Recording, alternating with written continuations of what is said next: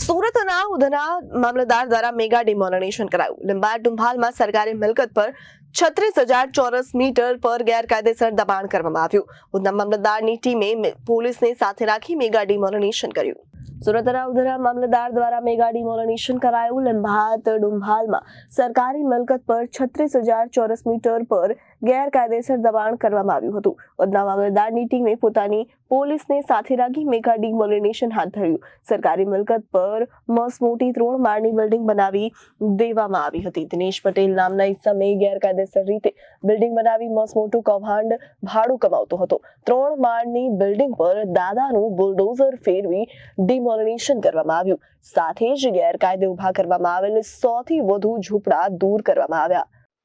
મોજે પર્વતના block number 14 વાળી 36,827 ચોરસ મીટર જેટલી નામદાર સરકાર યુએલસી ફાજલ જગ્યા આવેલી હતી. એ જગ્યા ઉપર જે દબાણદારો દ્વારા દબાણ કરવામાં આવેલું હતું એ દબાણ આજરોજ દૂર કરવામાં આવી રહ્યું છે.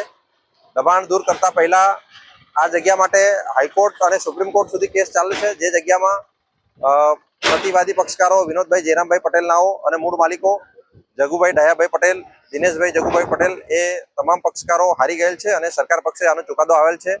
2021માં આ જગ્યાનો નિકાલ થઈ ગયેલ છે. તેમ છતાં આ જગ્યા ઉપર દબાણ ચાલુ રાખવામાં આવતા એમને જમીન મહેસૂલ કાયદાની કલમ 61 મુજબ નોટિસ આપી દબાણ દૂર કરવામાં જણાવવામાં આવેલું હતું.